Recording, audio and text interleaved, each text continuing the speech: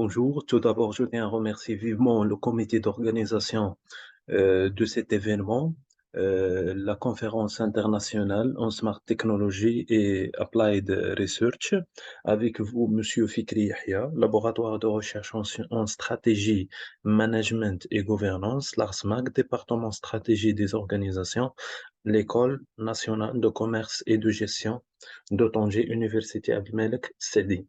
Notre présentation va se focaliser sur ce qu'on appelle le capital humain et l'éducation, vue théorique et une brève synthèse empirique. Notre plan, il est comme suit.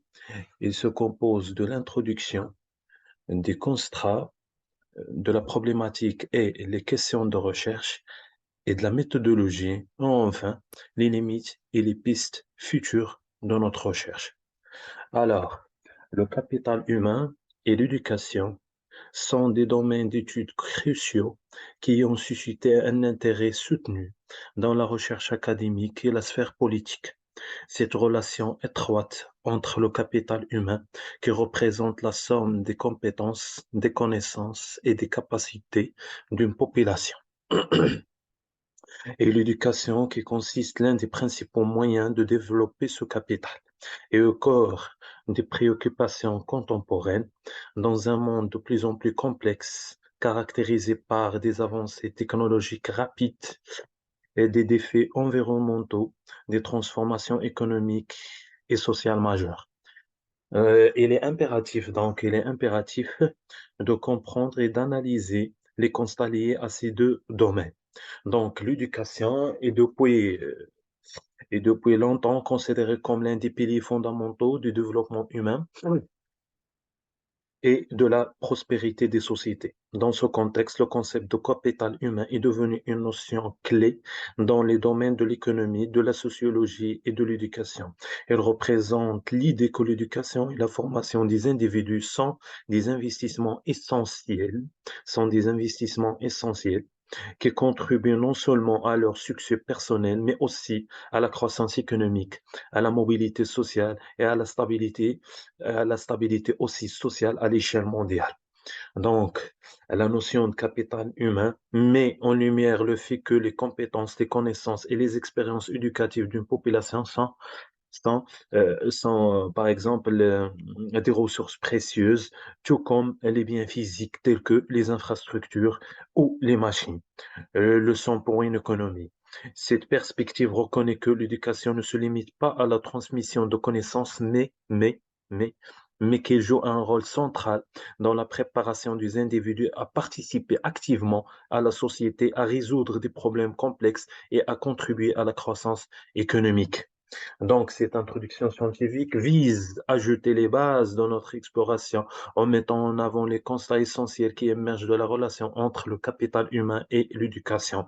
Nous examinerons comment, par exemple, ces constats sont étayés par des recherches empiriques, comment ils impactent les individus et les sociétés et comment ils peuvent orienter les politiques éducatives et les stratégies de développement.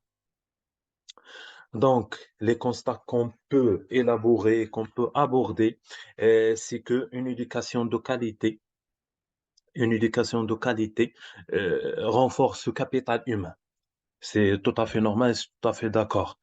Si on a une éducation de qualité, notre capital humain va être très important et va être solide.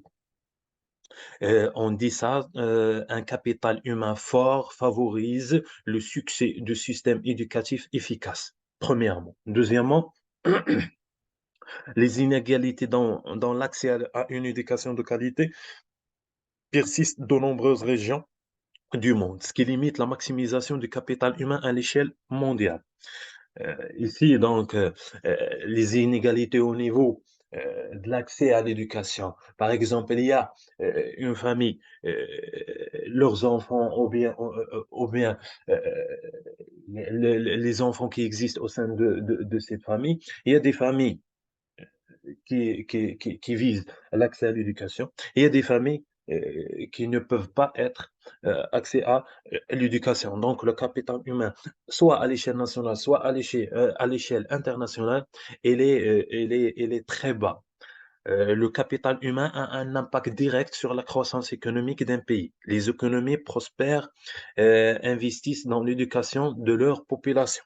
Le dernier point, la responsabilité de développer le capital humain ne repose pas uniquement sur les individus ou les écoles, mais également sur la société dans son ensemble.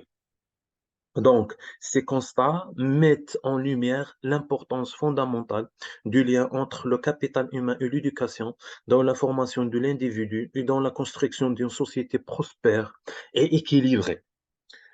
Comprendre et aborder ces constats sont des défis cruciaux pour les décideurs, les éducateurs, les parents et les individus soucieux de favoriser un avenir meilleur. Alors, la problématique de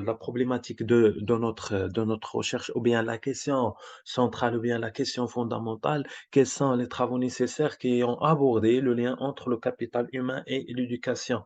Et on peut extraire des questions de recherche, par exemple, quel rôle de l'éducation pour favoriser, pour valoriser le capital humain? Deuxième question, à partir de la question centrale, pouvons-nous parler de l'isolation entre le capital humain et l'éducation?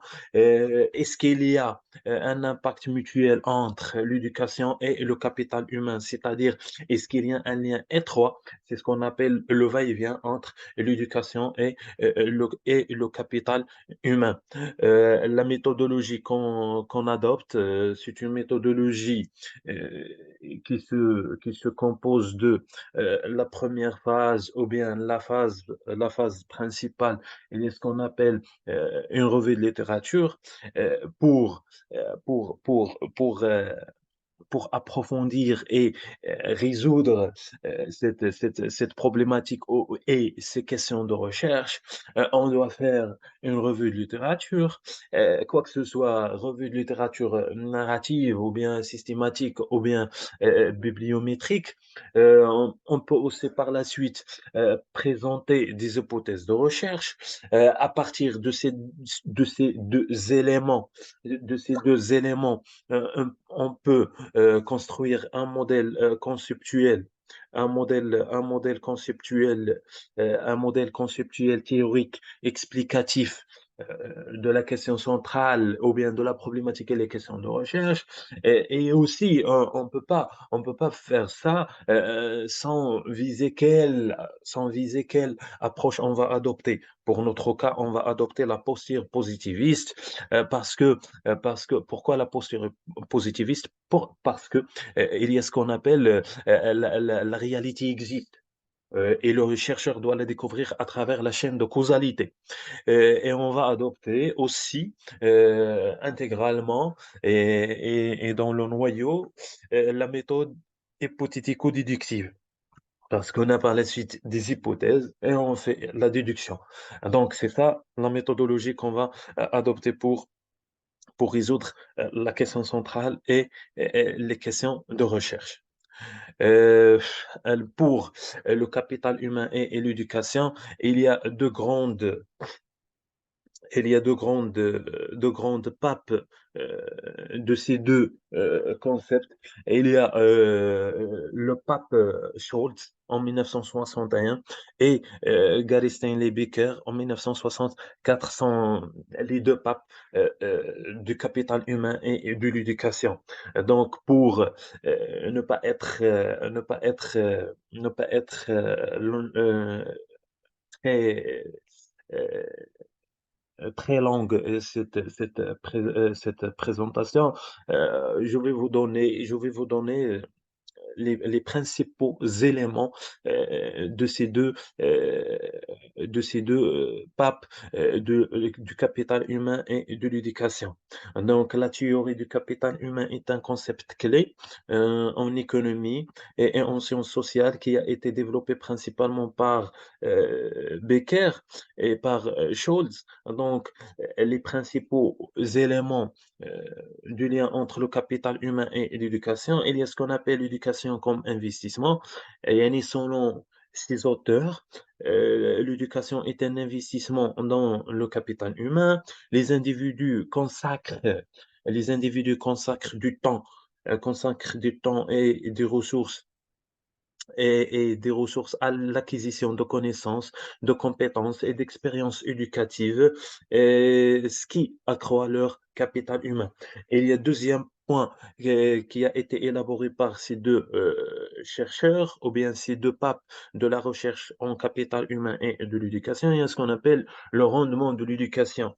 Et les individus tirent des rendements de leur investissement dans l'éducation. Ces rendements se manifestent généralement sous forme de salaires plus élevés et d'opportunités professionnelles accrues au fil du temps. En d'autres termes, chaque année d'éducation supplémentaire génère un rendement sous forme de revenus plus élevés.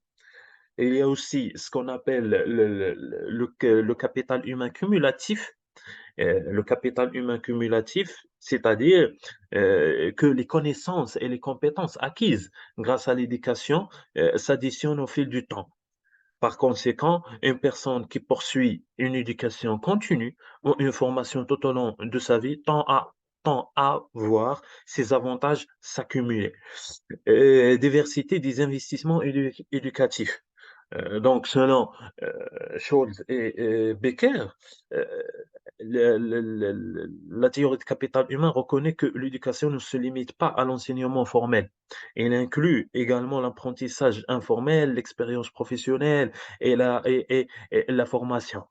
Il y a aussi ce qu'on appelle les facteurs influençant l'investissement éducatif, c'est-à-dire les individus prennent en compte divers facteurs pour déterminer leur niveau d'investissement dans l'éducation, notamment le coût de l'éducation, les rendements attendus, les préférences individuelles et les contraintes financières.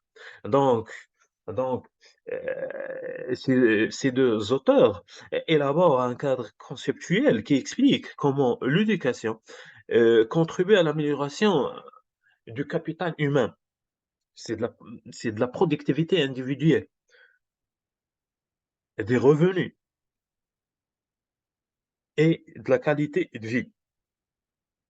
Donc, euh, elle a eu une influence significative sur les politiques éducatives. Donc, le capital humain a un impact, a un effet positif, significatif sur ce qu'on appelle l'éducation. C'est ce qu'on appelle l'éducation. Donc, l'hypothèse principale de notre présentation, c'est que est-ce qu'il y a vraiment, est-ce qu'il y a vraiment un lien entre le capital humain et l'éducation? Est-ce qu'il y a une relation étroite, une relation dans les deux sens? Est-ce que le capital humain impacte l'éducation? Est-ce que l'éducation impacte le capital humain? Donc, en même temps. Et tout ça dans le cadre ou bien à l'abri de la théorie de capital humain. Parce que on a vu maintenant, on a vu maintenant selon les deux papes du capital humain et de l'éducation que il y a une relation étroite entre le capital humain et l'éducation. Et il y a un impact significatif du capital humain sur l'éducation, et l'éducation donne un impact significatif et important sur le capital humain. Donc, donc par la suite, il y a des limites concernant cette recherche. On doit faire, des travaux sur le capital humain et l'éducation adaptés au contexte marocain. Donc, on doit faire ce qu'on appelle la projection sur le contexte marocain. Comment ces deux éléments s'influencent entre eux. Il y a ce qu'on appelle l'enrichissement de la problématique de départ, donc on doit la développer en étudiant l'interaction entre le capital humain et l'éducation, tout en prenant en considération les variables qui rentrent dans cette interaction ou qui peuvent influencer parfaitement cette relation. Et ce qu'on appelle par la suite, on doit élaborer ce qu'on appelle le modèle, un vrai modèle conceptuel qui contient les variables explicatives et les variables à expliquer et contient les indicateurs de mesure. Et par la suite, lorsqu'on fait tout ça, on fera une étude empirique importante. une étude empirique importante, toujours dans le contexte marocain. Parce qu'il y a peu de travaux, concernant, le contexte marocain. Donc c'est l'occasion, c'est l'opportunité d'approfondir, dans ce contexte-là, le contexte, du lien entre le capital humain et l'éducation. Et il y a une bibliographie, très importante, bibliographie, on dit, qu'on a peaufiné cette, bibliographie. On a choisi une bibliographie importante parce que, si vous faites la remarque sur les références bibliographiques, elles sont en anglais, sont en français, et on a focalisé sur, Becker, Human Capital New York, ainsi de suite. Alors, pour conclure, le lien indissociable entre le capital humain et l'éducation est indéniablement l'un des axes les plus cruciaux de la réflexion économique et sociale. À travers notre explication des constats et des hypothèses, nous avons découvert une toile complexe de relations, d'investissements et d'effets tous, ancrés dans la notion fondamentale du capital humain. Et l'éducation en tant qu'investissement dans le capital humain façonne la productivité individuelle et la réussite sur le marché du travail. Et les rendements de l'éducation, sous forme de revenus plus élevés et d'opportunités accrues, sont clairement perceptibles. De plus, cette accumulation de capital humain ne se limite pas à la jeunesse, il se nourrit tout au long de la vie. Donc, tout au long de la vie, il se nourrit l'accumulation de capital humain, soulignant l'importance de l'apprentissage continu. Cependant, la théorie de capital humain n'est pas censée, elle n'a pas des critiques et ne tient pas toujours compte des inégalités d'accès à l'éducation. Oui, tout à fait normal. Et aussi, la relation entre le capital humain et l'éducation est à la fois complexe et dynamique. Il nécessite une réflexion continue des politiques éducatives bien conçues et un engagement envers l'égalité des chances. Maximiser le potentiel humain par le biais de l'éducation est non seulement un impératif économique, mais aussi une aspiration éthique essentielle pour le développement durable des sociétés. La quête de cet idéal, en investissant dans l'éducation et en élargissant les horizons de chacun, reste un défi passionnant et incontournable pour l'humanité. Merci pour votre attention.